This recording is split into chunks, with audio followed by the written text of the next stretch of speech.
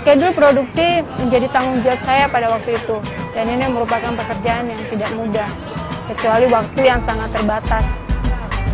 Dalam pengerjaan 10 video klip Dia Camellia ini, kami terapkan sistem estafet.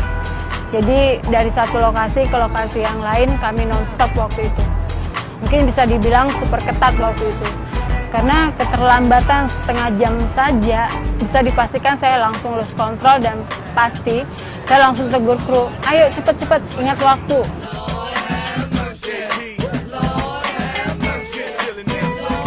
Kenapa tidak sebuah lagu tradisi ataupun kesenian tradisional kita kemas dengan kemasan yang lebih menarik, dalam arti tanpa harus meninggalkan ciri khas utamanya, tapi kita akan lebih menggali bahwa ternyata video klip Minang tidak harus dilihat orang itu sebagai sebuah video klip Minang semata, tapi paling tidak kita akan menggabungkan dari teknis, artistik maupun kreativitas kita agar video klip ini bisa menjadi inovasi baru buat para kreator ataupun seniman audiovisual di wilayah Sumatera Barat.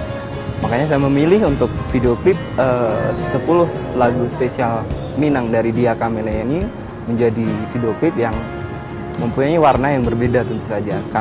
Dari masing-masing pribadi, produser dan sutradara sudah terjalin interaksi dalam berproses kreatif.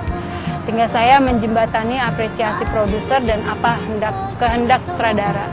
Dalam melakukan fungsi direct, dia bisa melakukan efisiensi baik secara teknis maupun artistik.